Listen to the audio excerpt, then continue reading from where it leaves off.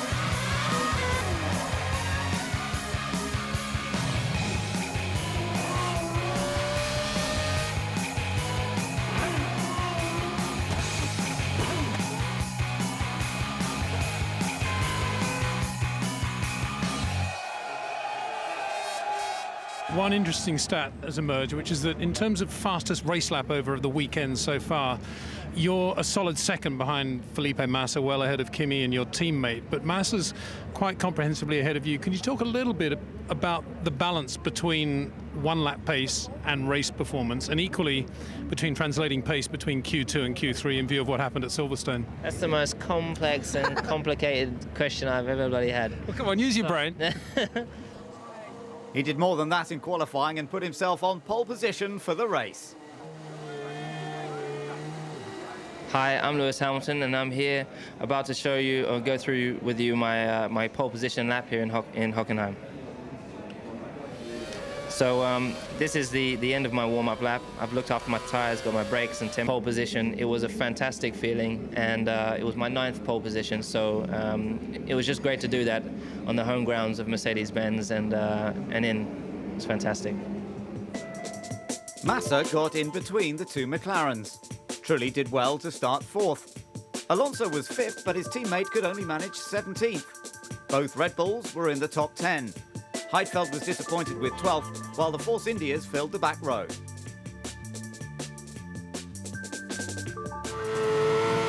Raikkonen had struggled all weekend and only managed 6th in qualifying.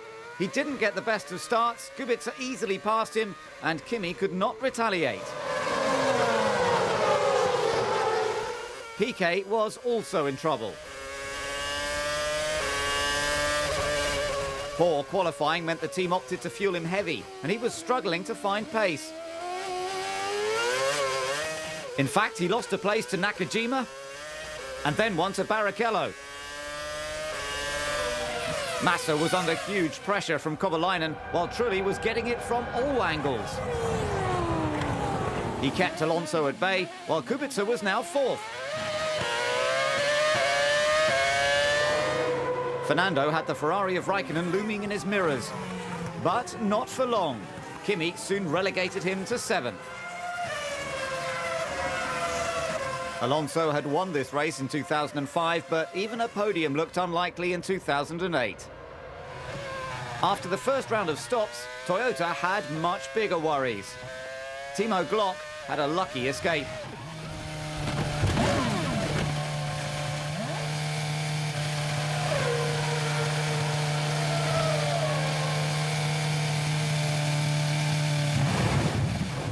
A damaged rear track rod gave way and caused Timo to lose control of the car in spectacular fashion and crash violently into the pit wall.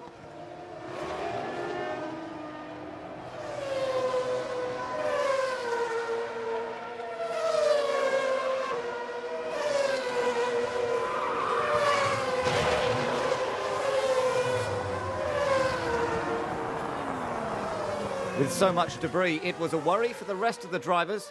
the safety car was inevitable. He's on the main straight in front of the pits. A lot of debris in front of the pits. Bent Mailander and Peter Tibbets were quickly on track to bring the cars safely through the wreckage, while Glock was helped from his destroyed car. Box, box, box. You need to be bunched up right behind the cars ahead. This will be a busy pit lane. Everybody coming in. The pit lane was still closed. Back markers could not take their correct places, and strategists had to think on their feet. When it opened, most headed to the pit lane, but race leader Lewis Hamilton did not.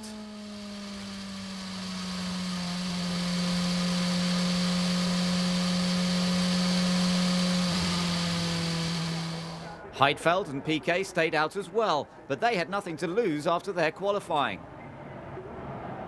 McLaren looked to have thrown it all away. The Ferraris even opted to queue up for their stops. Hamilton's teammate Kovalainen pitted. Everyone was desperate to gain position and not to lose it. Vettel was determined to get ahead of Alonso, and he did it, even if Fernando was more than a little disgruntled. Mark Webber's day looked to be over. I've got smoke from the back of the car, guys. A lot of smoke from the right-hand bank. Stop, stop, stop. Stop on the circuit. It was his first mechanical retirement of the season thanks to an oil leak. But with the track now clear, the racing commenced. Since Canada, things have been on the slide for BMW. Kubica found himself helpless to Kovalainen's advances, right in front of the Mercedes grandstand. The other flying Finn was on a comeback. Once again, he made mincemeat of Fernando. Rosberg was soon dispatched. Next up was Vettel's 8th place. Trulli soon followed. Now Kimi was 7th. Massa in the other Ferrari was 4th and struggling to catch the one-stopping Piquet. Barrichello tried to secure the inside line and force Coulthard wide. That wasn't part of the plan, and he was out of the race. Lewis finally made his second pit stop with only a small margin over Heidfeld. Where would he rejoin? 5th, and right behind his teammate, while Kimi hounded Kubica.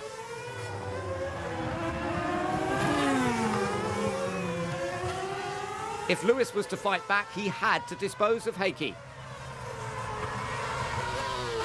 Kovalainen realised his teammate was quicker and didn't put up too much of a fight. Heidfeld pitted. That left Nelson Piquet leading the race ahead of Massa and a charging Hamilton.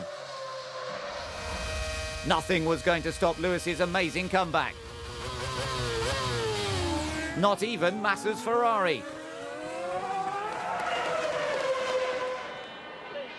It had been a valiant effort, but Piquet was no match for his former GP2 rival.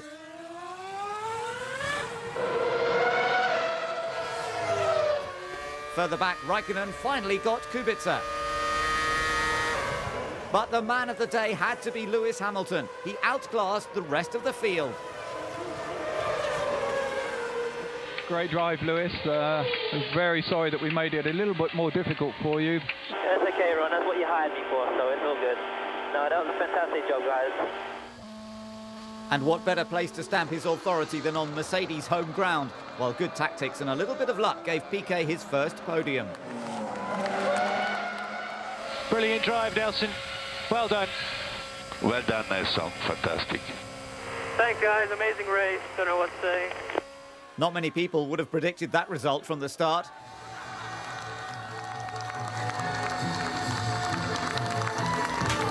Vettel was pleased with 8th. Kimi finished where he started. Piquet profited most from the safety car after only qualifying 17th and was now only 3 points short of teammate Alonso.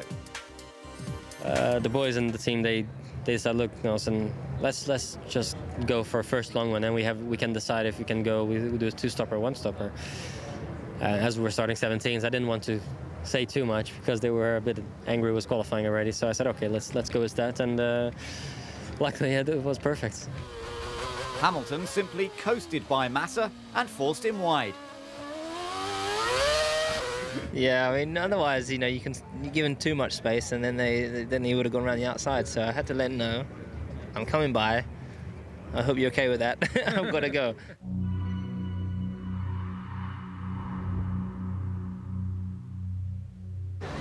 As Hamilton looked to make it 3 wins in a row, the majority of the field was forced to play catch-up, and that meant greater use of the shark fin concept. Since Red Bull first tested the innovation pre-season, various teams had used the design at other events, but the Hungaroring saw its widespread usage.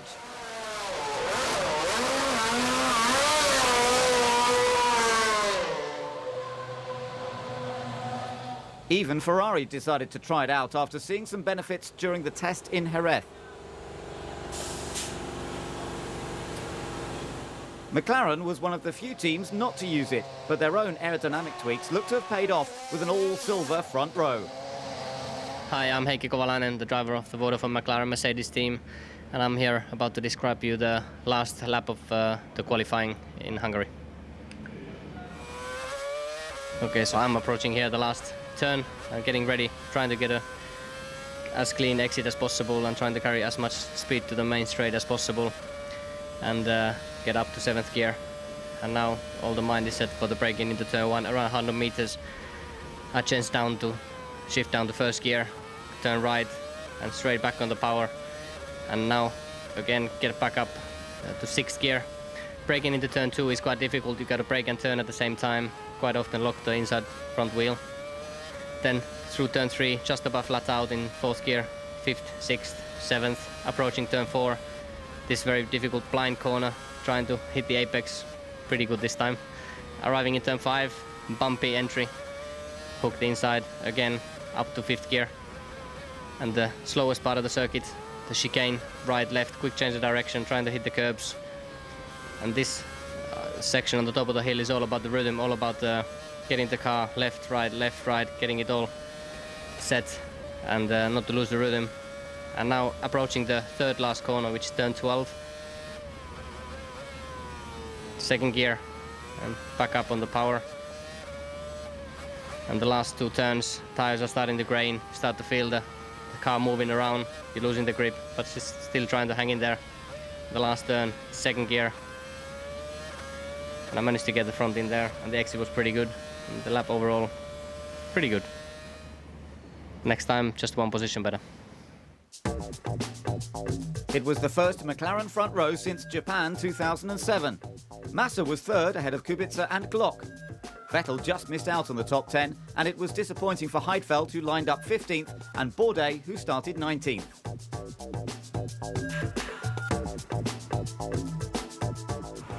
Lewis Hamilton lined up on pole for the 10th time in his career with his teammate right next to him.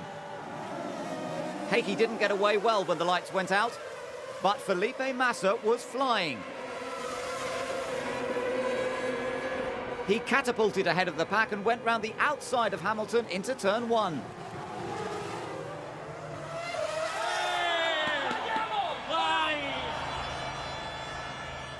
Massa was soon pulling away. Ferrari's true pace was not seen in qualifying, but in the race it was quite a different matter.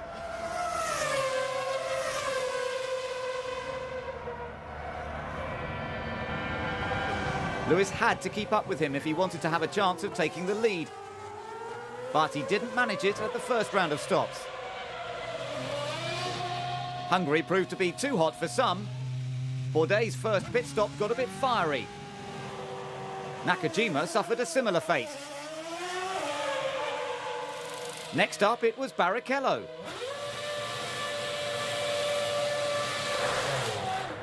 When Bourdais pitted for a 2nd time, he needed to be extinguished once again.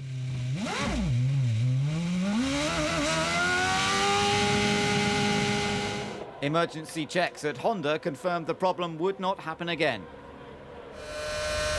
The 2nd pit stop window approached, and McLaren hoped to leapfrog Massa with a long 2nd stint.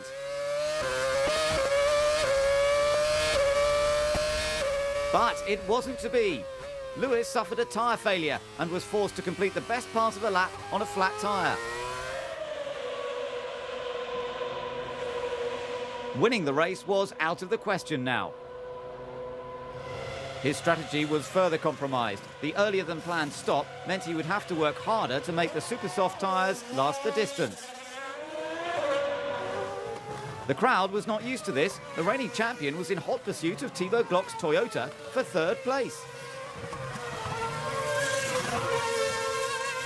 Glock grappled with the super soft tyres and Kimi was catching him. But time was running out and Raikkonen had to move fast.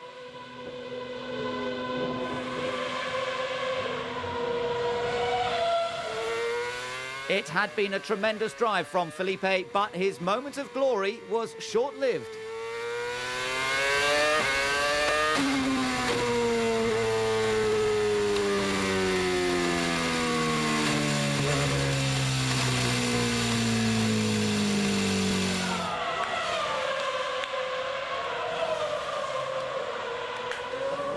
All thoughts of taking the lead in the championship went up in plumes of smoke.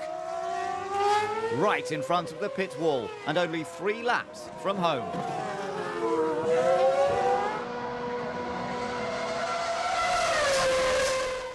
Massa was devastated. And so was his team.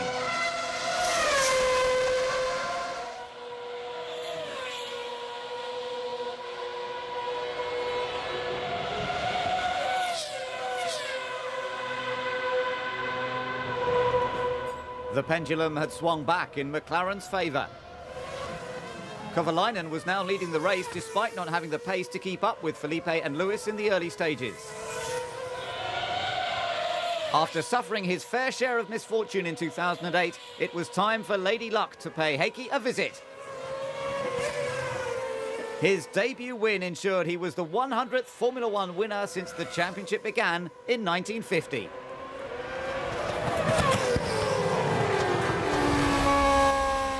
Welcome to the world of winning, Heikki. First of many. Well-deserved win. To finish first, you first got to finish. Well done. The many Finnish fans had plenty to smile about, and so did Timo Glock. He came back from his horrific crash in Germany for a well-earned second behind Heikki. Renault had a strong showing. Hamilton recovered well to finish 5th. BMW and Red Bull were completely off the pace, while an unfortunate Massa was classified 17th. After 28 starts in Formula One, Heikki got his first ever win. I saw it straight away, but it was obviously a little bit difficult to believe. I wasn't sure if it was, because I just lapped the Toro Rosso car. I thought maybe it could be another Toro Rosso, and just I had to look, which one it is. And then I saw the yellow crash helmet, and I thought this is pretty good for us. But then just no big emotions, just keep the concentration and bring it home first, and then celebrate. There was little rejoicing at Ferrari, but the competitive spirit would not easily be extinguished. He passed Lewis about as easy as Lewis passed him last week, or 2 weeks ago, which I think Lewis commented that no Ferrari would come past him so easy. So we saw that, so we can cross that one off the list. And then I think, to use his words again, we pretty much destroyed him. So, always difficult to stomach, but we got to keep the morale and the spirit high, because we come here and we had the best car. We didn't do a fantastic qualifying. We knew that we lost a lot of time from being in traffic, so we knew that the pole was there. And in the end, that's the way it goes. It's Grand Prix racing.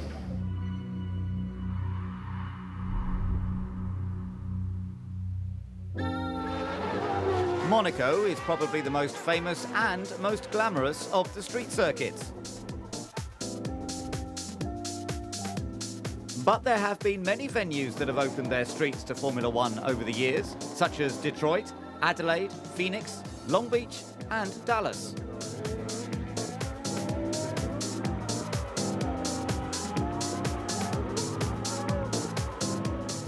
Street circuits present a unique challenge for the drivers with twisty tracks and unforgiving walls. That means wheel-to-wheel action and plenty of memorable races.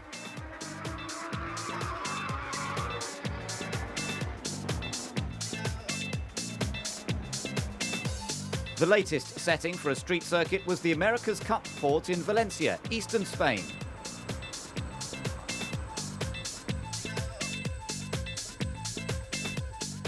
On Thursday afternoon, everyone took the opportunity to analyse the first new track of 2008. But what was the verdict? The atmosphere is fantastic in front of the port, so I think we need some kind of these races, because I think for the people is very, very nice. Well, I think there is an element, a bigger element of excitement coming to a street circuit and coming into the town, because you're surrounded by the atmosphere of the locals. The food here is great, the weather is great, the people are smiley faces, which is lovely. And I did love the track. I mean, it's unbelievable how they put up such a nice track into this place.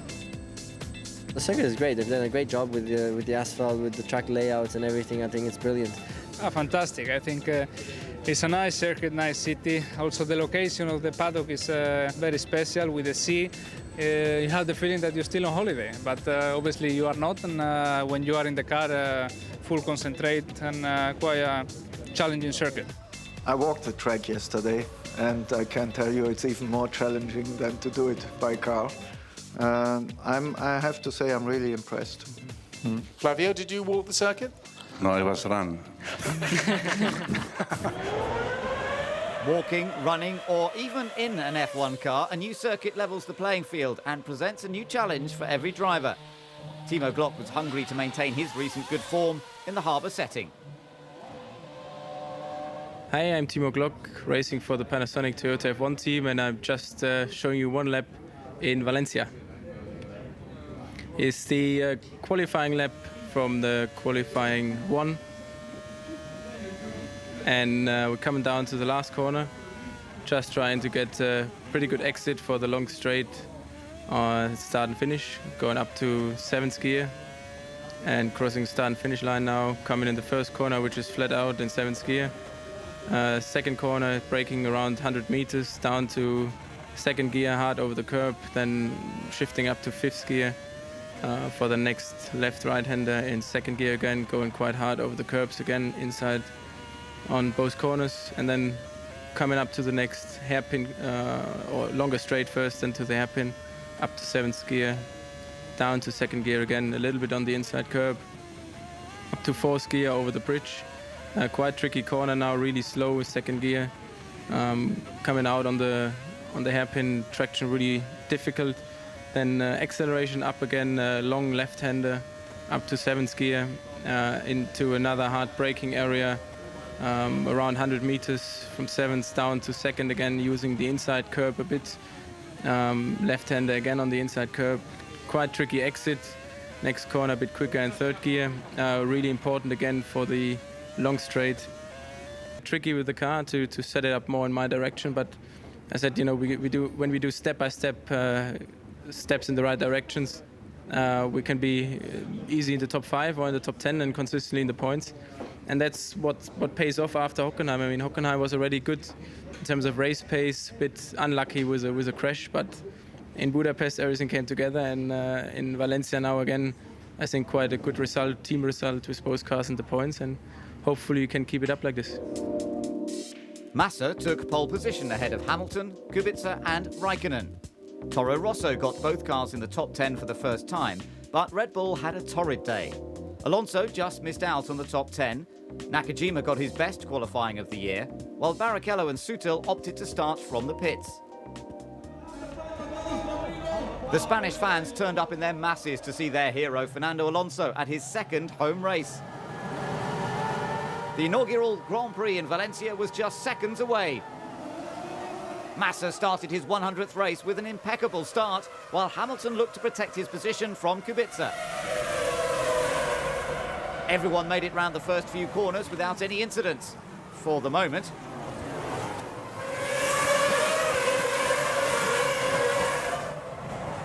Nakajima lost several places at the start.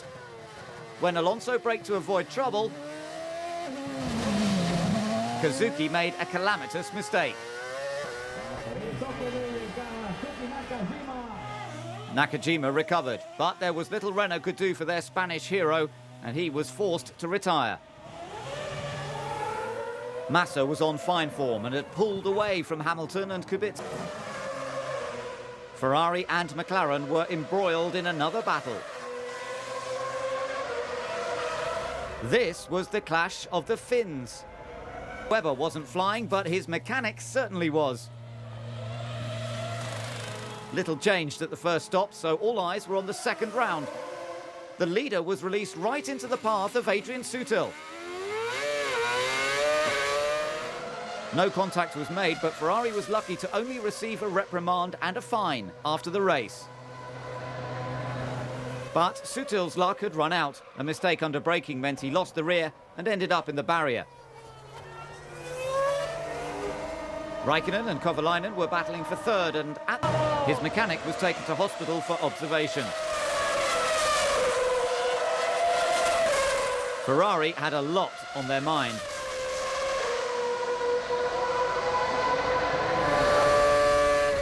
Kimi lost a place to Trulli thanks to his blunder, and just when things couldn't get any worse,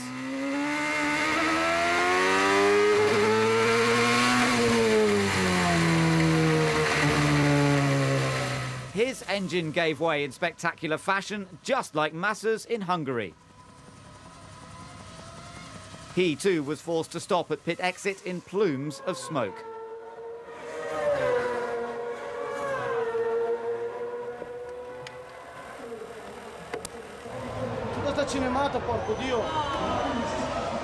With 12 laps to go, would Massa suffer the same fate? There was no need to worry.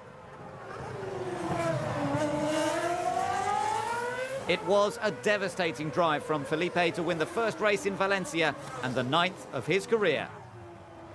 The European Grand Prix has been held in many different locations, but it wasn't until now that Massa took the victory.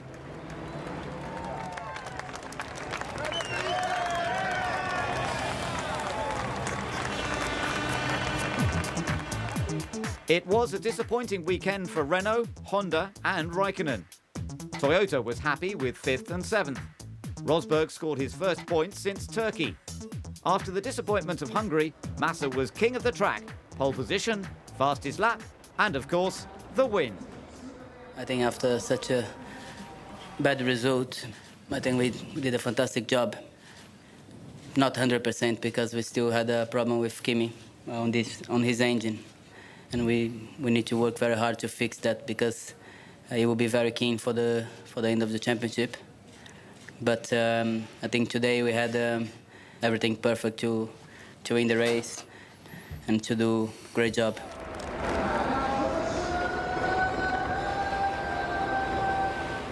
The win moved Massa ahead of Kimi and a step closer to leader Hamilton. Raikkonen's poor run let Kubica pile on the pressure, while Heidfeld failed to score once again. Ferrari still had the upper hand. Toyota edged away from Renault. There were questions to be asked at Red Bull, and Force India was still yet to score. 6 races to go, and the title was still there for the taking.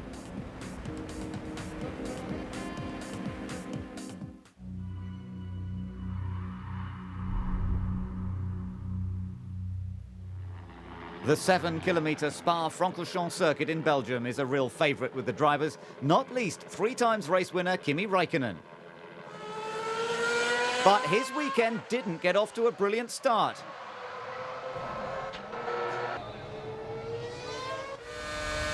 Bourdais also pushed too hard on Friday, but that didn't stop both Toro Rossos making it into qualifying 3 for the 2nd consecutive race. Hi, this is Sebastian Bourdais, driver for Toro Rosso, and this is my fastest lap here in Spa in qualifying session. All right, here we go for a lap in Spa-Francorchamps. So very important to get a good exit of the last chicane, a short shoot for the hairpin of La Source, and the cars. The usual suspects did nothing to disprove suggestions that drivers are becoming too robotic. Raikkonen managed 4th ahead of Heidfeld and Alonso in the dry qualifying session. Kubica struggled and could only manage 8th, while Bourdais was 9th ahead of his teammate. Neither Toyota made it into the top 10 for only the 3rd time this season. A shower shortly before the start left the track damp in parts and dry in others. Negotiating the changing conditions was going to be the biggest battle for the 20 cars that lined up on the grid.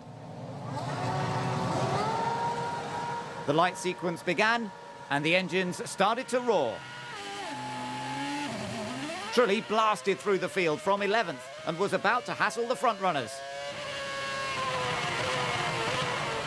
Until he was hit by Bourdais, while Kovalainen was going backwards after contact with Heidfeld. Nakajima went off on a tangent and hit Fisichella. Hamilton blazed a trail up Eau Rouge.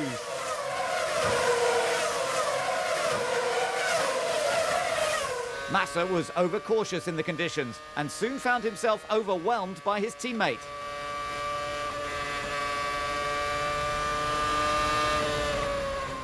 Kimi was under pressure and he needed this win. The track was still damp. Nevertheless, Raikkonen set about chasing Hamilton down. But Lewis was caught out into La Source and forced Kimi to take avoiding action.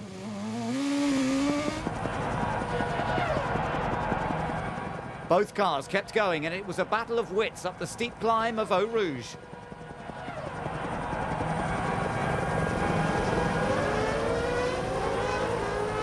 On the fastest part of the track, Kimi made his move. One-handed.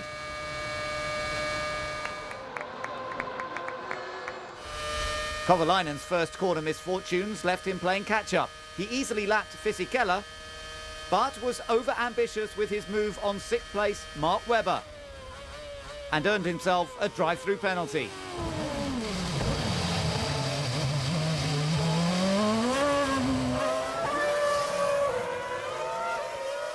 Both cars rejoined the race, but Nelson Piquet Jr. was out.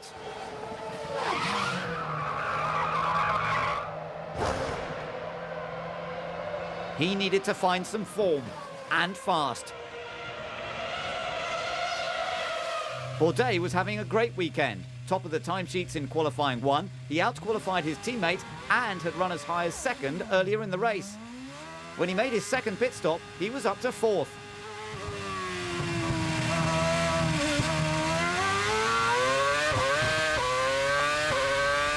But all eyes were on the weather. Rain was forecast, and on a track like Spa, when and where it would fall was not so easy to predict.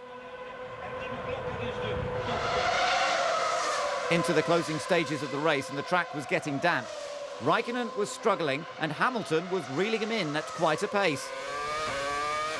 4 laps to go, and the gap was visibly smaller.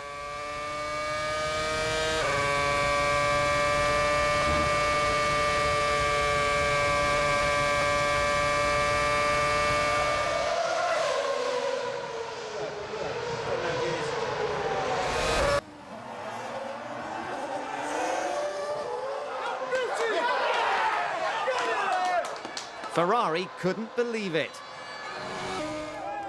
It was do or die for Kimi.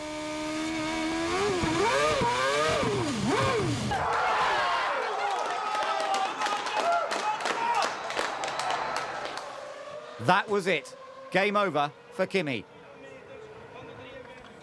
His car and championship were in tatters. Whilst Raikkonen and Hamilton battled, Heidfeld made the call for wet tyres. And Alonso wouldn't be far behind.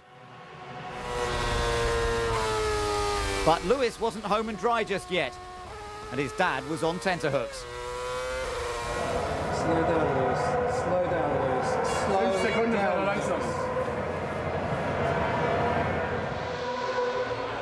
Raikkonen was out, but Massa still had a chance, lying in 2nd place. But he needed a mistake from Hamilton.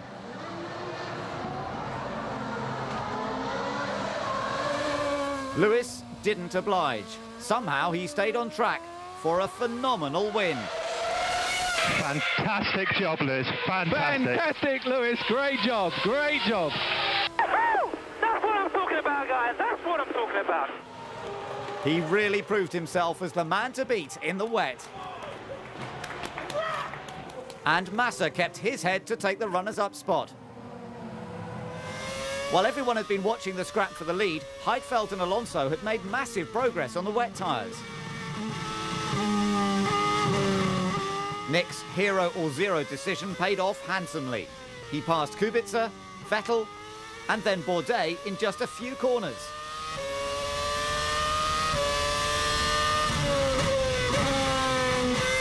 The same tactic worked for Alonso. Bourdais dropped back when it mattered most. Then, just seconds before the checkered flag, Alonso breezed past Kubica.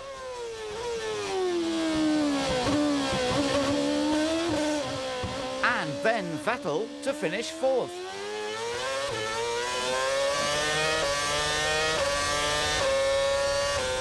Bourdais was devastated with seventh when a podium could have been his. A drive-through penalty for Kovalainen's move on Webber dropped him back again. Then his gearbox failed on the very last lap, just as Hamilton sealed the victory. But the celebrations proved to be short-lived.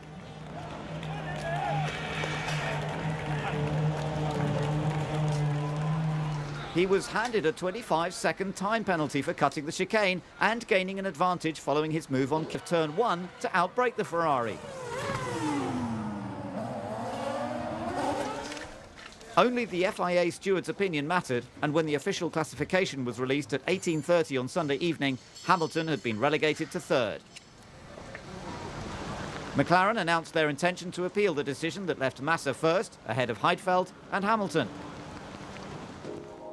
Kubica felt a podium could have been his, while Webber was elevated to 8th, when Glock received a time penalty for not respecting yellow flags.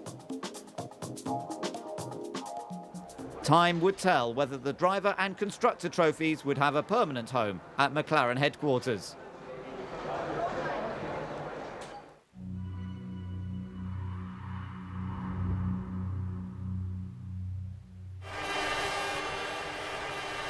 Straight after the race in Belgium, Lewis was confident that he'd driven within the rules. One sense, I'm not bothered because I know the rules and I was clear to stay by the rules and make sure that in a situation where I thought it was a bit unfair going into turn 18 on the exit, force wide, I enabled him back pass and I overtook him again. In doing that, I think I was fair, and so I don't have a worry in that sense, but knowing the business, then it is a bit of a worry, but what can you do?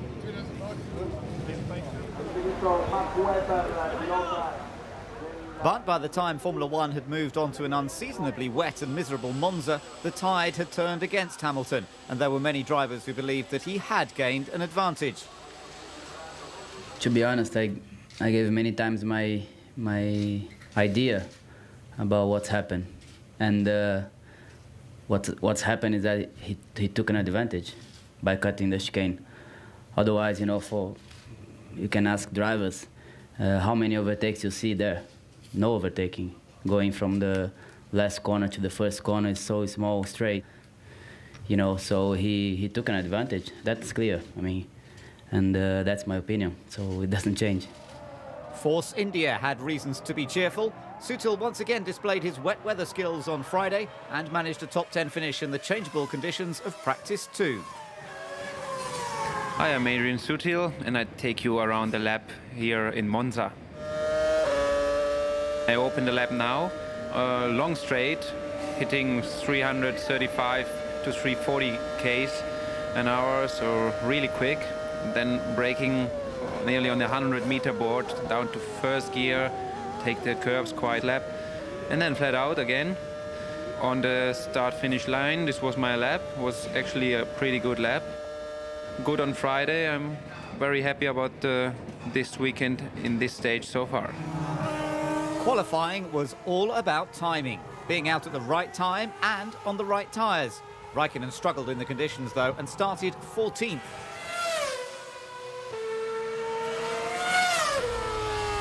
Hamilton's wet tyre gamble did not pay off in Q2. He went back for extreme wets, but still got caught out on his last attempt. And could only manage a lowly 15th. Vettel wasn't fazed, and by setting his times early, he was on provisional pole.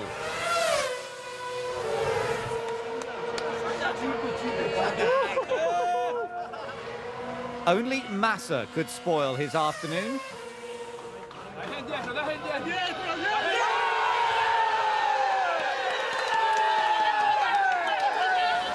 But he only managed 6th, leaving Vettel to become the youngest driver to take pole position. Toro Rosso's home event was going even better than expected. Partie managed a second-row start with 4th. 3 Red Bull cars were in the top 4. Only Toro Rosso and Toyota got 2 cars into the top 10. Kovalainen didn't make the same mistake as his teammate. Massa was best top runner, starting 6th. Alonso was 8th, with Kubica 11th, Raikkonen 14th, and Hamilton 15th. The weather didn't improve on Sunday and the race was started behind the safety car. But 4th-placed Partie was already out of the running. He didn't get first gear and then stalled. Everyone else got going, but he was a lap down before he even started. Behind the safety car, it was still Vettel, Kovalainen, Webber, Rosberg and Massa at the front of the field. Keeping it on track was to be the biggest test. After 2 laps, racing got underway. Vettel had clear track and he stormed ahead while the others battled through the spray. Conditions were still atrocious. Kubica was following his teammate.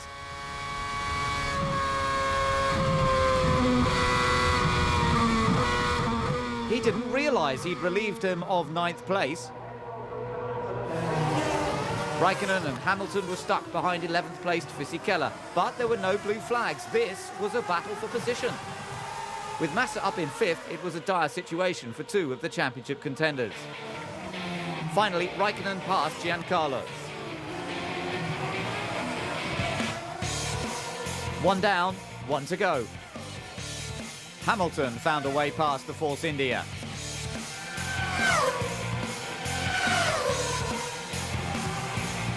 And then he made his move on the reigning champion.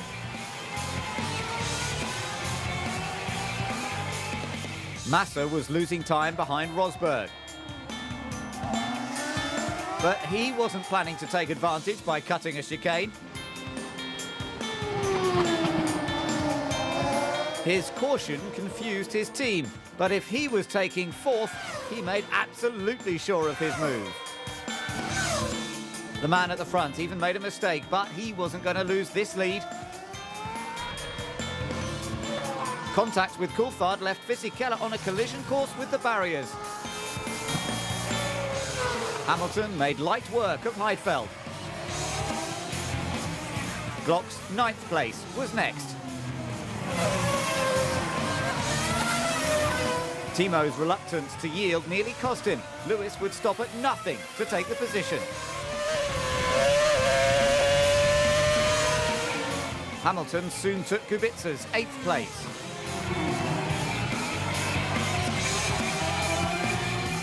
Then he tried a move on Trulli.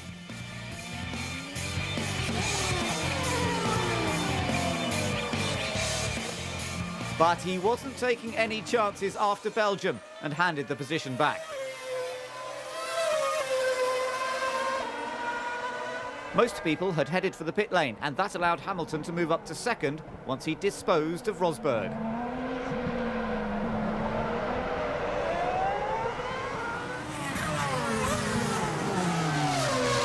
It wasn't long before he was homing in on Vettel.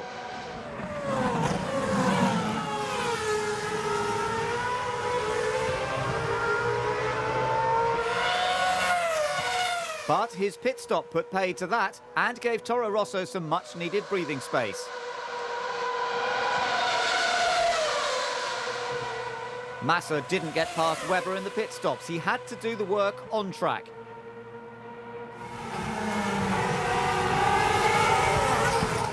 And he did just that. He took the advantage while Webber was all in a spin.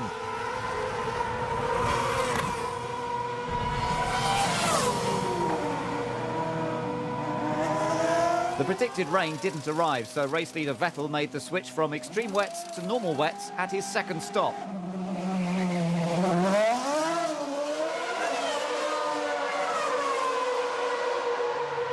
McLaren intended a one-stop strategy for Hamilton, but it was too dry for extreme wets, and he had to make the change.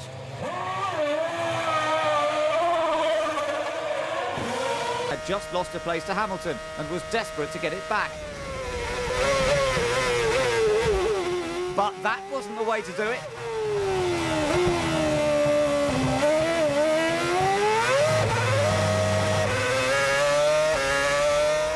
Taking the shortcuts meant the inevitable. He had to give the place back. Nakajima and Coulthard negotiated 12th place. Badly. Vettel still led, but he wasn't home and dry just yet.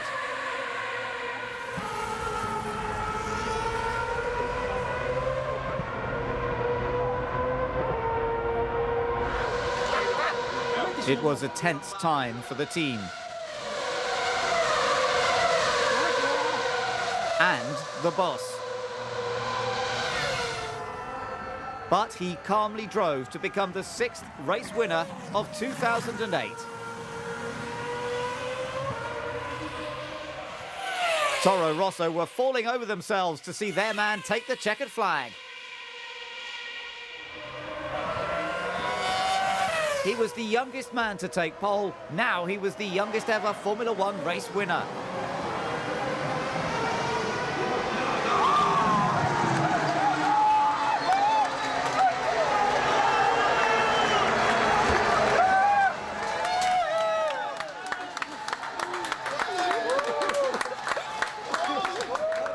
The fact that it was on Toro Rosso's home turf made it all the more special. You have won the Italian Grand Prix. You have won the Italian Grand Prix. I'm proud of you. Bravissimo. Bravissimo. Impressionante. I don't know what to say. I miss the words. Grazie mille. Grazie mille. Ungara, perfetto. Thanks. Wonderful race. Great job. Yeah! Kubica was very happy with the podium finish. Alonso got a better than expected 4th. Rosberg was disappointed to finish 14th, while Bourdais was gutted to be 18th after his start line problems. Unbelievable what happened today. Obviously it was a very, very difficult race. Very, very tricky conditions out there.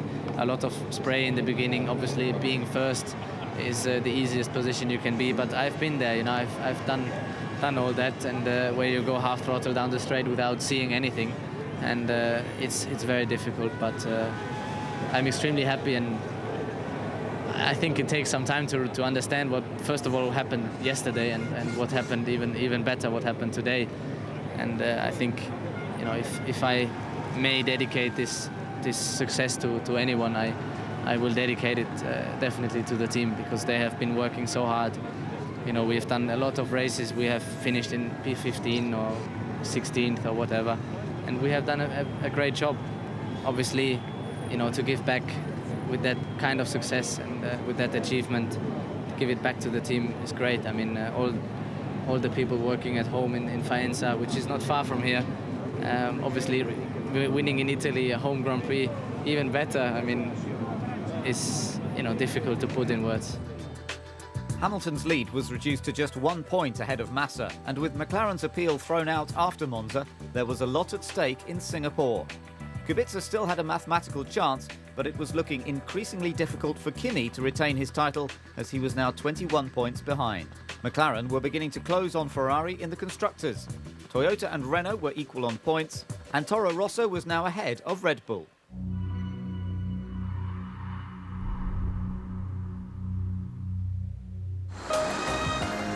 Singapore is a dynamic city. One of the busiest ports in the world, it is a thriving blend of commerce and culture. From tranquil gardens to slick skyscrapers. The perfect location to mix business with pleasure. And for Formula One to host its first ever night race.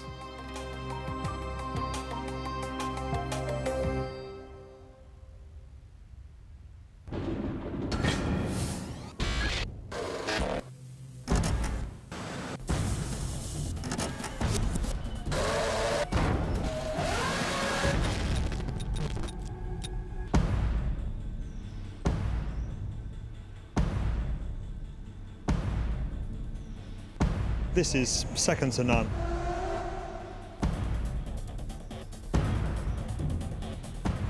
think it's going to be a great weekend for everybody. The visibility is perfect, so there's no issue. For me, it's magic.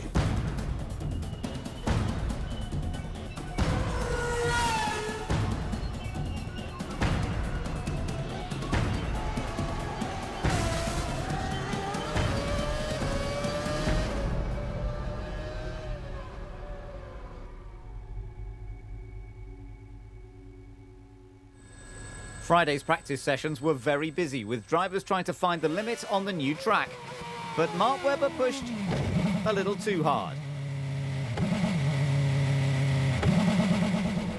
Okay, welcome to the inaugural Singapore Grand Prix. I'm Mark Webber from Red Bull Racing. I'm going to take you around a lap of the new track in my second session that I had tonight. So I crashed in the first one, so not many laps, and here we go. So on to start finish now. You can see obviously it's a totally different scenario with the lights on the straight here, braking a little bit over to the right so that we can get a little bit more of an entry into the first sequence of corners. Into turn 3, traction is very bumpy here on power. Accelerating hard out of here up to a very tricky turn 5, which is quite easy to run a little bit wide on the exit. So now we can have a little bit of a relax along this long straight. Now this is the bumpiest part of the circuit as well. We have 2 little kinks. And then very, very extreme on the brakes here in terms of how bumpy it is.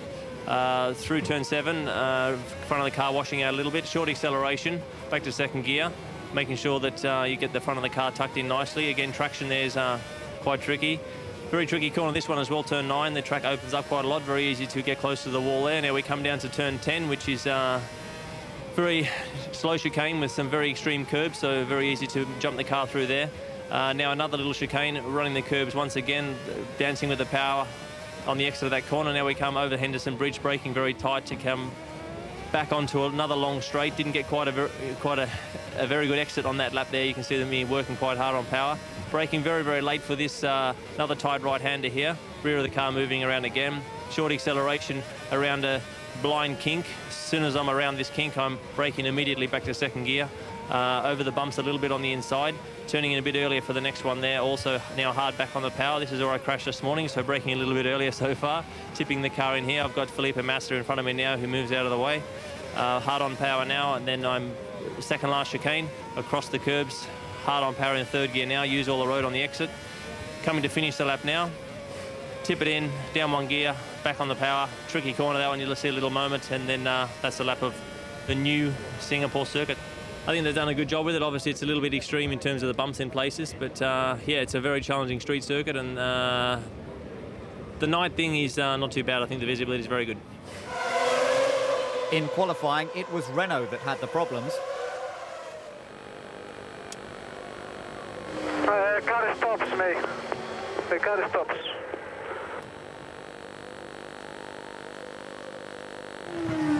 Fernando had looked strong all weekend, but on Saturday, a fuel problem at the start of Q2 called time on proceedings. He was furious. All 4 championship contenders filled the first 4 spaces, but it was Felipe Massa who took the first pole position at night. Red Bull hoped for better luck in the race from 13th and 14th. Despite his problems, Alonso was 15th and still out-qualified his teammate like he had at every event in 2008. The inaugural Grand Prix in Singapore, the first race to be held at night with its glittering skyline, it looks set to be the highlight of the Formula One calendar.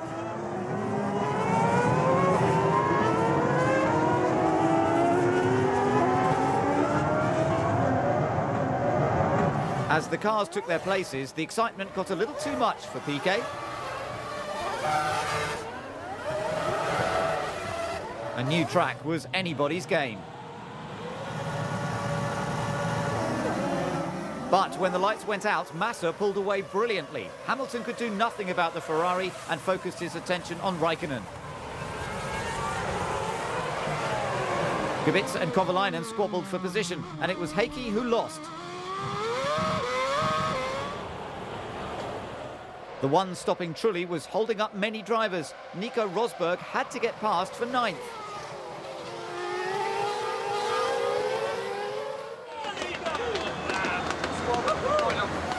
Those behind the Toyota were lapping 5 seconds slower than the front runners. If Alonso was to get anything from Singapore, he had to get by. Lap 12 and Alonso was the first to pit.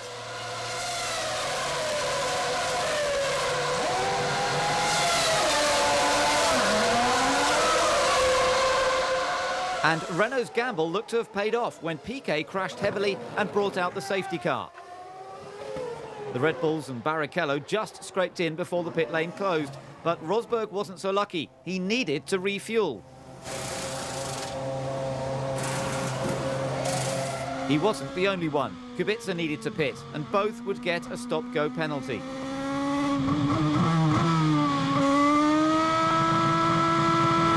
The safety car was still out. Those who managed to stop made huge gains, whereas everyone else had to conserve fuel. When the pit lane finally opened, drivers had to queue. Felipe's light went green and off he went, but his fuel rig was still attached. And just like in Valencia, he had a near miss with Sutil. Then had to drive the length of a very busy pit lane. Finally, he came to a halt, and the Ferrari mechanics arrived on the scene.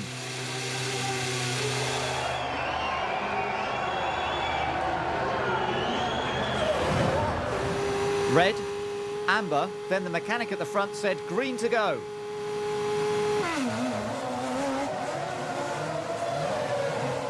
Due to the chaotic pit lane, the normally automated system was manually operated. It was a costly mistake. Unbelievably, things deteriorated further. The fuel rig would not disconnect.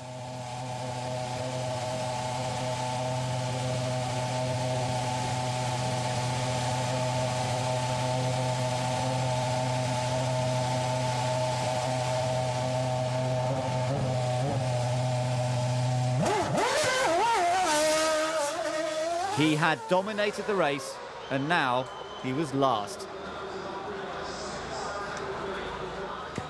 Race leader Rosberg had work to do. Nico, you have a stop-go penalty. You need to push hard now to get the gap. For the moment, he led the race. Trulli and Fisichella had not pitted yet, and Kubica was yet to take his penalty. That left Alonso leading Webber, Coulthard and Hamilton. Stuck behind Fisichella, Kubica's penalty took him out of the running. But clear track and blistering pace limited the damage for Rosberg.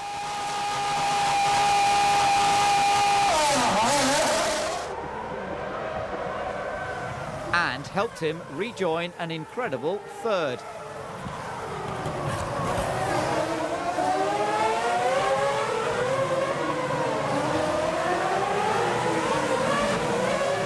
Race leader Alonso pitted for a second time.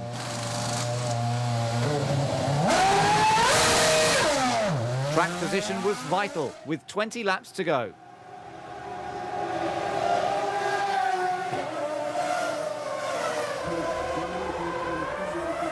And he managed to rejoin ahead of Coulthard and Hamilton.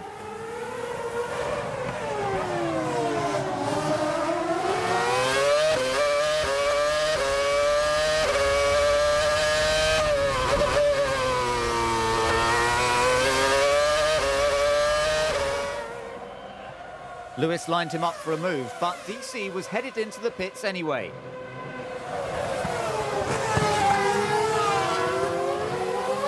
Things had definitely improved for Coulthard as the weekend went on.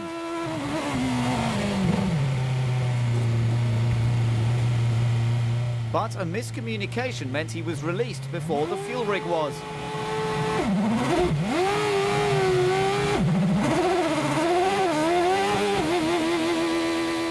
Trulli slowed thanks to a loss of hydraulic pressure.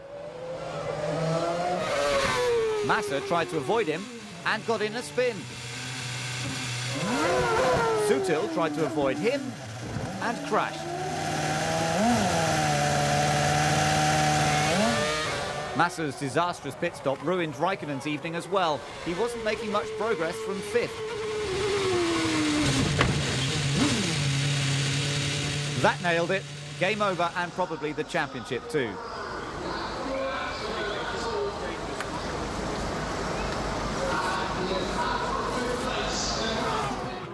The crowd reached fever pitch as race leader Alonso took the final corners towards victory. Who would have predicted that on Saturday night? Well done, boys. Well done, boys.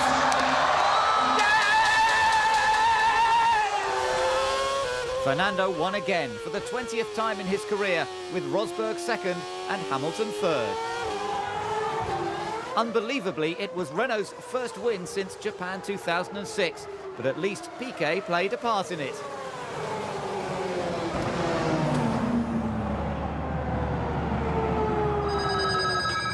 Neither Fernando nor Nico thought they would have stood on the podium in Singapore.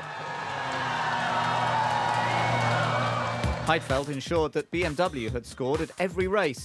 Webber's retirement cost him a podium, but Coulthard got his second points finish.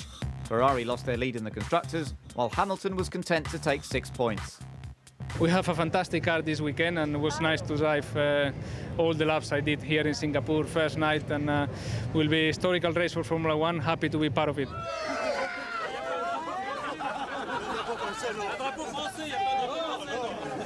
I think we all remember now how much we enjoy winning, so you know, it just reinforces it's been a hard couple of years. Yeah, what, 23 months since we last won a race, and it's a nice feeling.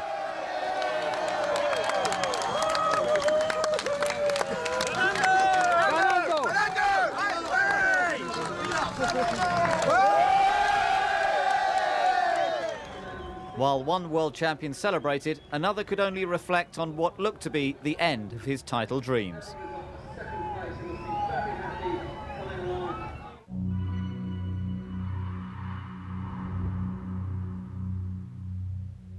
Careful of the fuel ring, Felipe. Yeah. Nice joke.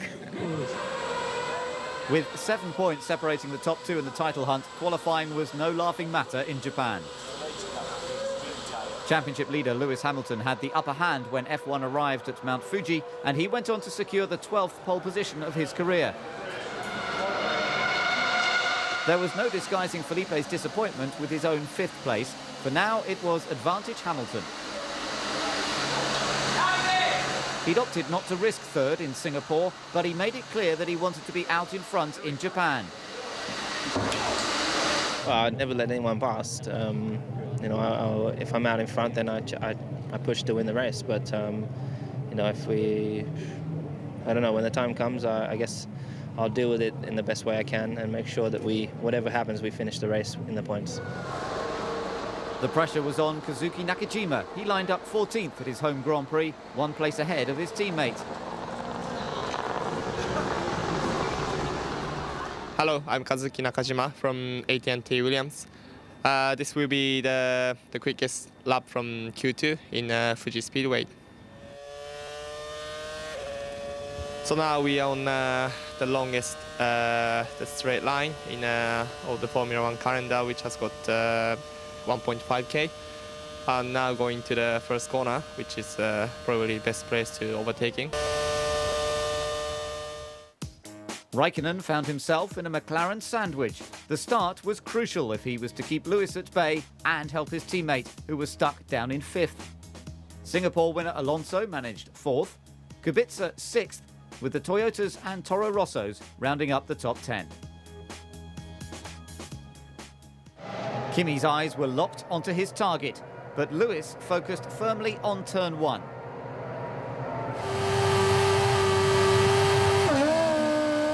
Hamilton did not get a good start, and Raikkonen easily got the jump on him. Lewis would not accept defeat. He locked up and flat-spotted his tyre, sending him and several others wide at turn 1. Kubica and Alonso saw an opportunity and swooped into the lead. Another slip-up from Hamilton lost him 4 more places. It was a first-lap disaster.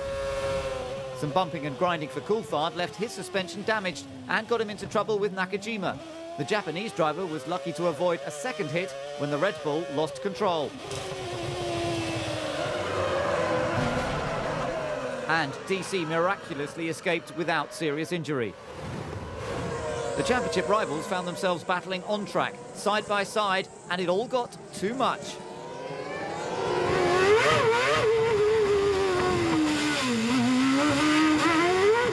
Lewis waited to rejoin once everyone else had passed. The frustration was clear. His lock-up into turn 1 had cost him dear. He rejoined 18th, over 50 seconds behind, and was under investigation by the stewards. Raikkonen got off the grid well, but got caught up in the turn 1 mess and damaged his car. But that didn't stop him taking 4th from Trulli. His championship aspirations were all but gone, but his racing instinct still burned. Kovalainen had been confident of a good result, maybe even the win, but the first Mercedes engine failure since Italy 2006 put paid to that. There was no silver lining for Hamilton. A drive-through penalty for forcing Raikkonen off the track put him well out of contention. The stewards decided that he could not go unpunished. He wasn't the only one in trouble. Massa's move on Hamilton on the first lap landed him a drive-through penalty as well. Felipe was deemed to have caused an avoidable collision and paid the price. Mistakes by the top 2 benefited Alonso and Kubica. Kubica is 5 laps longer. Kubica 5 laps longer. You need to sprint like hell, mate. Sprint like hell. Fernando didn't need telling twice. He got ahead of Kubica at the first round of stops and knew that with clean air he could leave the BMW standing.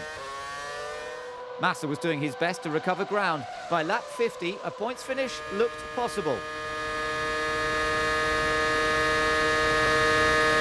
But a tangle with Bourdais as the Toro Rosso exited the pits left them both under investigation and Felipe back to front. Kubica's final set of tyres were graining badly and Kimi had reeled him in.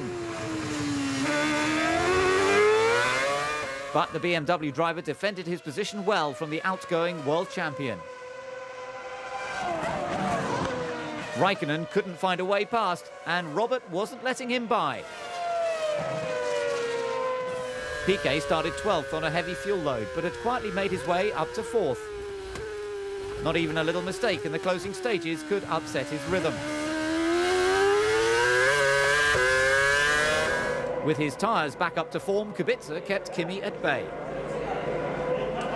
While the other Ferrari wanted to salvage something from Fuji.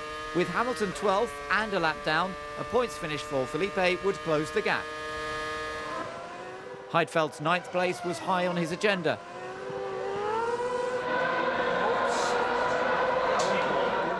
With only 2 laps to go, Mark Webber was his next victim. He used every single bit of track to take 8th from the Red Bull and earned himself a point.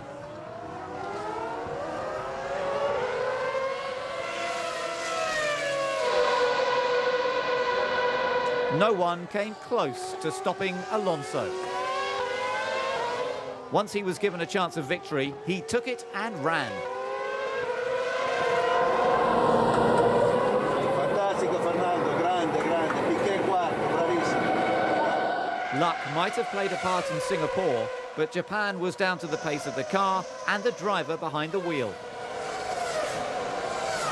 While Kubica punched well above his weight and slammed himself right back into contention for the championship. Well done, mate. Fantastic drive, fantastic. 2 in a row. Yes! Thank you, guys. Wow.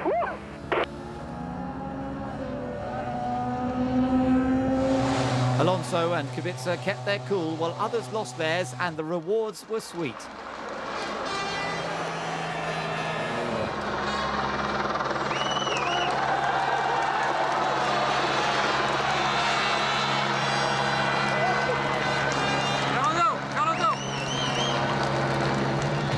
Raikkonen was 3rd ahead of Piquet, Trulli and Vettel. Hamilton limped home a disappointing 12th, while Massa was elevated to 7th after the race following a time penalty for Bourdais. It had been a good race for Sebastian. He exited from his second pit stop and was battling for position with Felipe's Ferrari, but it wasn't to be.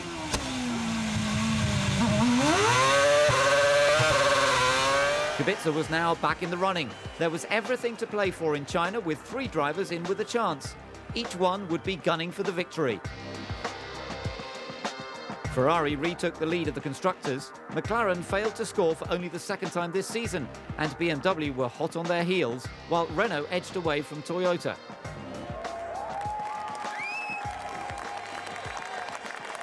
It was a disastrous day for McLaren, but Ferrari failed to capitalise, and that allowed Renault to relive their glory days.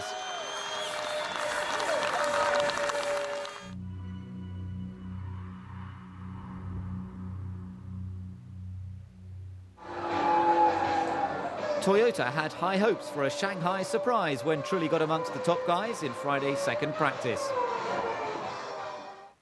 Hi, this is Jarno Trulli, driver for Panasonic Toyota F1 team. So I'll take you through the Shanghai circuit. We go on to the main straight, in fifth, sixth and seventh gear down the straight. And we found a right-hand corner, very, very long, which ends up in a hairpin. So we shift down 2 gears, 3 gears, down in second gear for the very, very slow speed corner hairpin. Then left-hand corner, again accelerating out in second gear, a lot of wheel spinning, and then third, fourth, fifth, and sixth. Braking into a right-hand corner, and then accelerating out in second gear, third, fourth, fifth, for a very long and quick high-speed corner, taking it flat, and then a series of right-hand corner, left-hand corner. This is a second gear corner, third at the exit, very slippery, and then fourth, fifth, a back straight, 6 and 7, braking down really hard, second gear, hitting the curb on the inside, and then accelerating out, second gear, very slippery part, then third, fourth, for a very, very long right-hand corner, which takes us on a very long straight. We shift up in 6 and 7, and then long straight, which takes us into a hairpin. We brake into this hairpin around 80 meters, then we shift down in first gear, we accelerate out, and then we are back on the last corner, which is in fourth gear, and then back on the main straight again.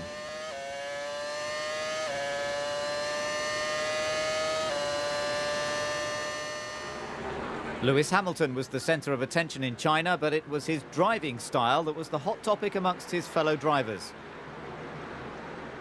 In the last race, yeah, it was a racing maneuver and it didn't pull off, but you know, that's motor racing. What can you do? And I don't plan on changing my approach. Not necessary. Robert, can I ask you? You made some comments last week about Lewis's driving at Monza, and said that some of his overtaking was dangerous. Can I ask you to comment further on that, and whether you have discussed this directly with Lewis?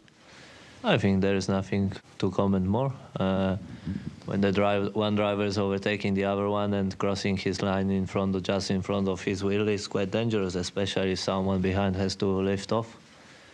I mean, I have been involved in the accident, which similar situation in Canada, and I know what it means when the wheels are hit, front wheel hit rear wheel, and it's just, from my point of view, quite dangerous. But I just say this: I have, you know, until nothing will happen, everything is fine. But if something will happen, then I think everybody will realize. That's all.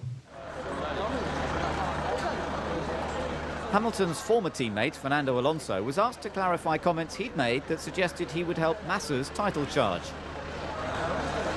Nothing against Luis. You know, I have a great respect from him. I think he has great respect for me as well, and we have a good relationship. But I think it's like soccer. You know, when it plays two teams, you know, and one, you always prefer that one wins. You know, and it's the same for me. You know, if Ferrari wins, I will be more happy. If McLaren wins, okay. Why? Well, because I think last year. The problems I had in McLaren, the people I know them more or less, you know, I prefer they don't win because they don't deserve it. Hamilton made his championship intentions clear. He took his 7th pole position, 3/10 ahead of Kimi, while Robert Kubica saw his championship flounder when he didn't even make it into the top 10. Hamilton and Raikkonen lined up just like in Fuji, but Lewis could not afford to make the same mistakes in Shanghai. Massa had to get the jump at the start and keep the pressure on the McLaren, but how far would his teammate go to help him? Alonso wanted to get in the mix from 4th, while penalties for Heidfeld and Webber compromised their races. Kovalainen hoped it was just smoke and no fire. A good start could extinguish Massa's charge. The top 3 slotted into position while Heikki stormed ahead and got alongside Alonso. He even had a look at Felipe's Ferrari.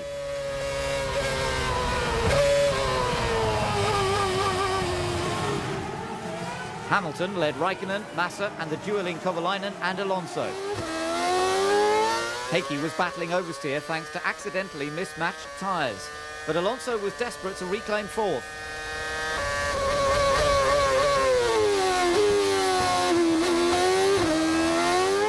It was a relentless battle. But it gave Ron Dennis something to smile about.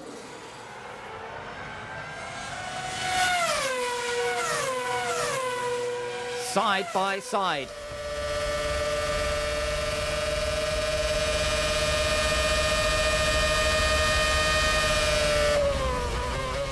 They might have swapped teams in 2008, but Alonso was not going to let them swap track position.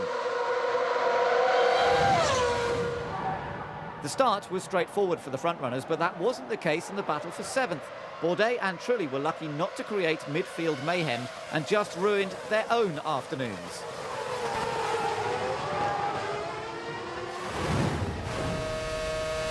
Webber's grid penalty left him with lots to do. Barrichello's 10th place looked like an easy target, but a feisty Rubens made up places at the start and put up quite a fight against the Red Bull.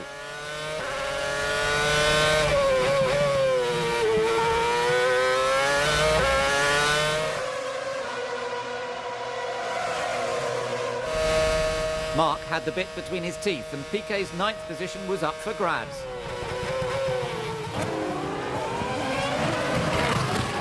Nelson didn't take it lying down.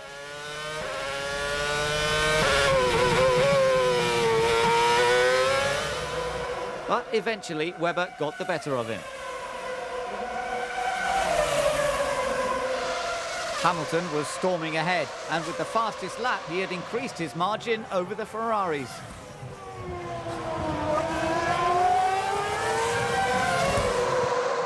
Kubica hoped to gain positions with a long first stint, but when he rejoined 9th, it was clear his valiant championship challenge was all but over.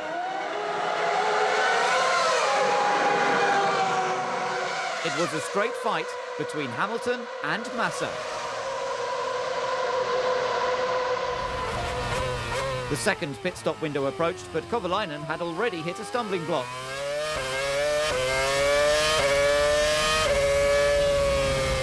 A right front puncture ruined his race.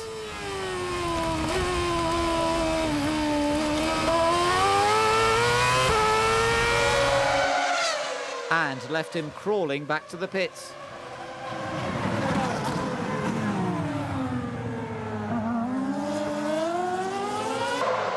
Heikki stopped for repairs, but was it an isolated incident?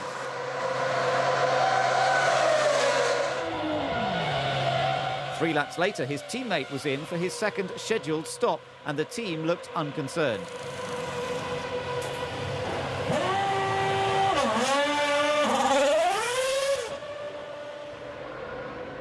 With Lewis unchallenged at the front, it was a case of damage limitation for Ferrari.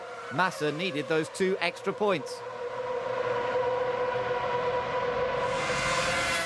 Felipe tried everything. Resorting to the shark fin engine cover didn't seem to help. Raikkonen did what was expected, but it looked to be slipping away from Ferrari.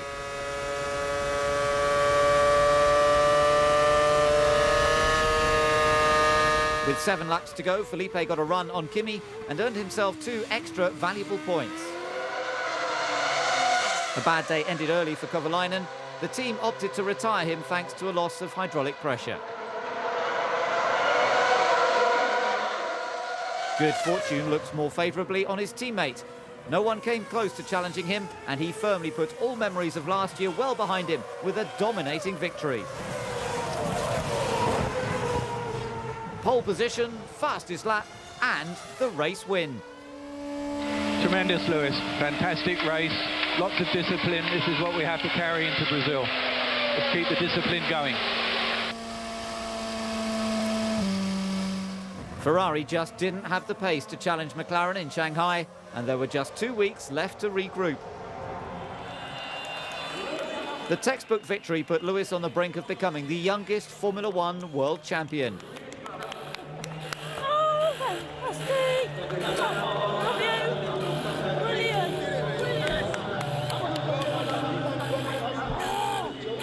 And McLaren's first since Mika Häkkinen in 1999.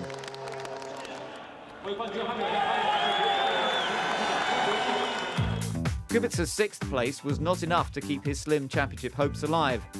That was left to 2 men. Hamilton was 7 points clear, but he'd been here before with Kimi Räikkönen. Was he ready to fight on Massa's home turf? Going to Brazil, it's always special for me because Ayrton Senna was my favorite driver. I never got to see his grave or meet him. And so whether or not I get the chance to visit him, I don't know. But just to be around Brazil, it's a fantastic place and it's an amazing circuit, so I look forward to it.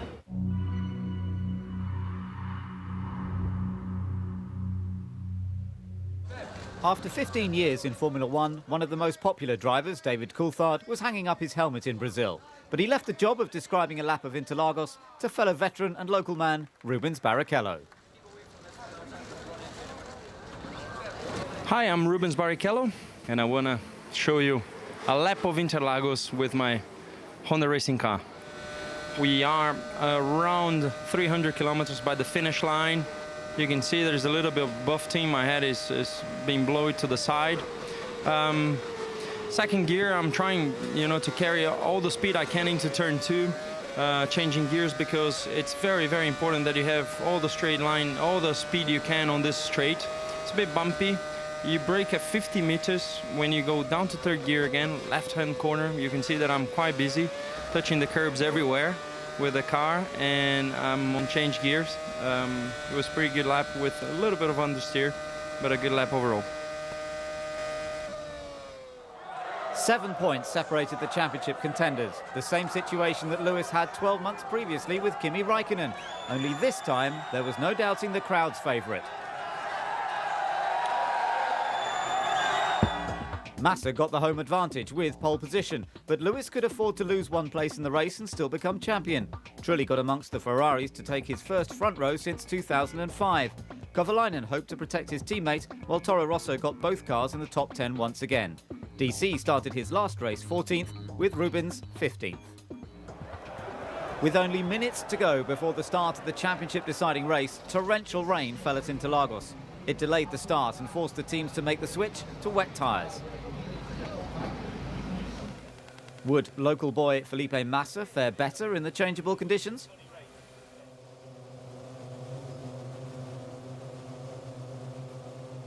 Or could Lewis Hamilton become the youngest ever Formula One world champion? It was a straight fight. Hamilton versus Massa. Felipe got away well, while Kovalainen kept Alonso and Vettel at bay to keep his teammate safe.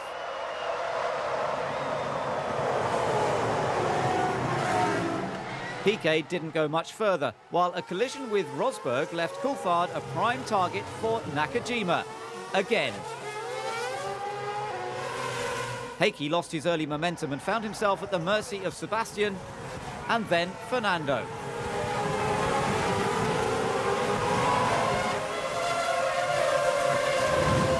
DC was devastated to end his F1 career on such a low.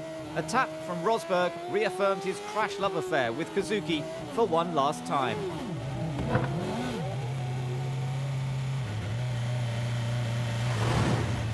Track conditions had improved rapidly and the time was right for dry tyres. Massa pitted from the lead.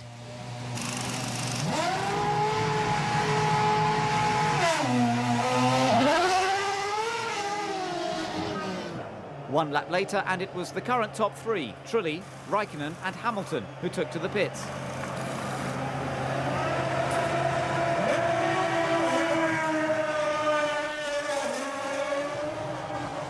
A quick stop for Kimi got him ahead of Jarno. Felipe led, while a light-fueled Vettel stayed ahead of Alonso and pushed the Ferrari to the limit. Raikkonen slotted in 4th, ahead of Fisichella, whose early stop for dries had paid dividends. Lewis was the biggest loser. He was now 7th behind Trulli. 5th was required, so he duly made progress at Jarno's expense.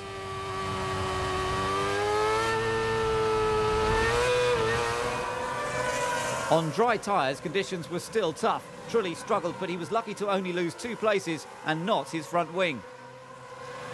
Fisichella's Force India was no easy target. Hamilton had to stare at his rear wing for 5 long laps. He finally took the risk to throw himself back into a championship-winning position. The next task was to hold on to it. Trulli looked to regain ground and made a move on Bourdais. But the Toro Rosso was forced onto the grass for a little off-roading.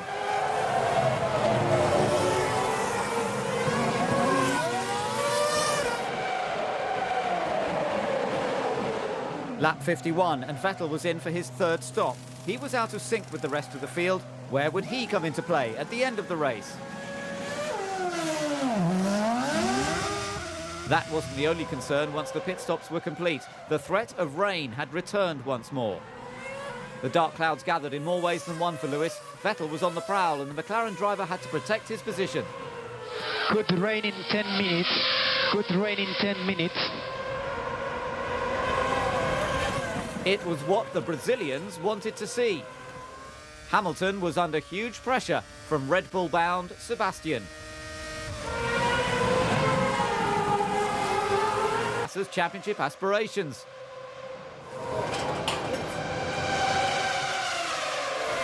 But the rain started to fall. There were 2 options: pit and lose track position, or risk sliding off. Hamilton waited as long as he could, but with 5 laps to go, he pitted for wets. Vettel was battling him for position, and he too made the change. Lewis got his foot down and kept his title hopes alive.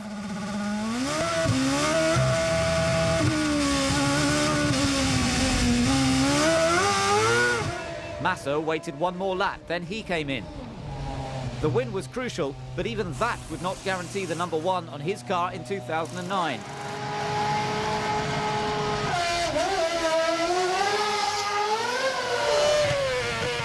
Timo Glock was still on dry tyres with only 4 laps to go. He was 4th and lapping back markers.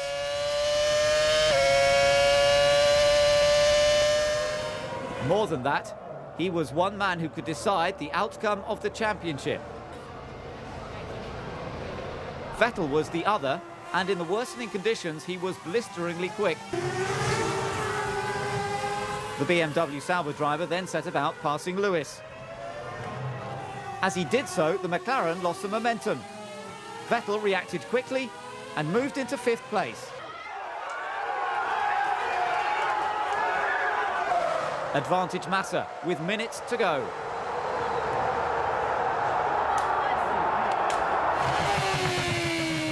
Or was it? The rain got heavier and Glock was struggling.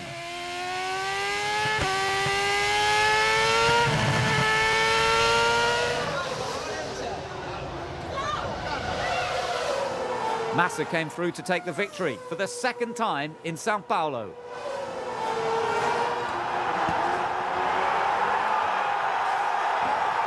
The Brazilians went mad. The title looked to be his. But it wasn't over yet. Where was Hamilton and what about Glock?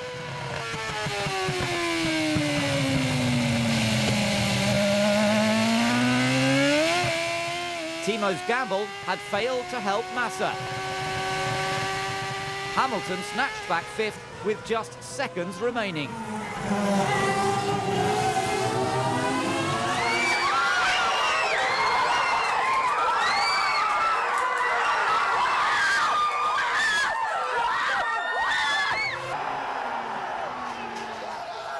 Ferrari thought they had it.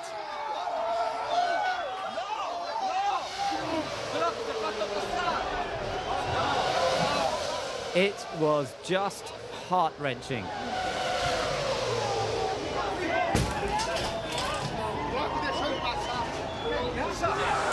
No one could believe what had happened.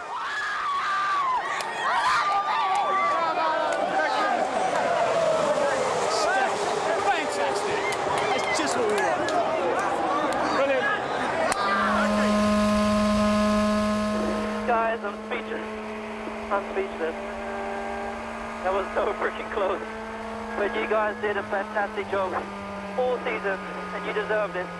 So this is for you and to my family. Thank you for all supporting me and believing in me. You're the best. I think you've done, well, what I can only say is a very good job. Made a lot of friends this year and done a very, very good job. Well done, son. Very, very proud of you. I'm so proud of you anyway. I would have been even more with the championship, but anyway, thank you.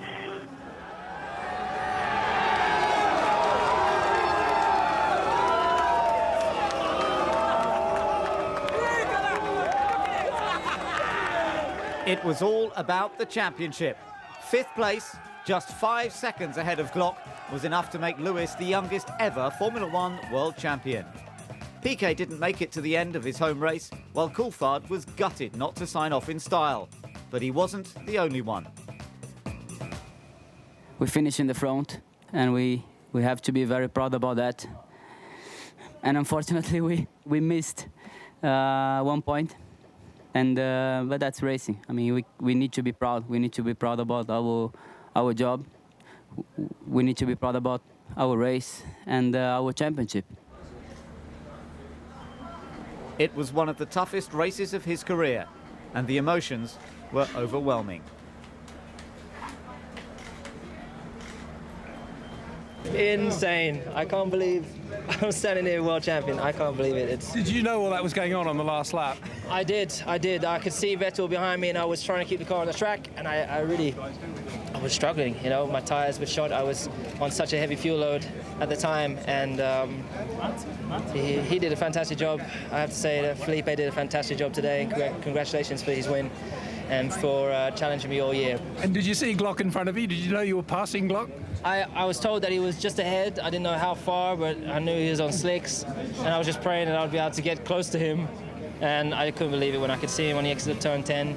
He was just there, but I wasn't close enough, but I managed to get up the inside of him. Can you describe your emotions right now? Put them into words? I don't think I can. I'm very emotional, I would say. I've cried.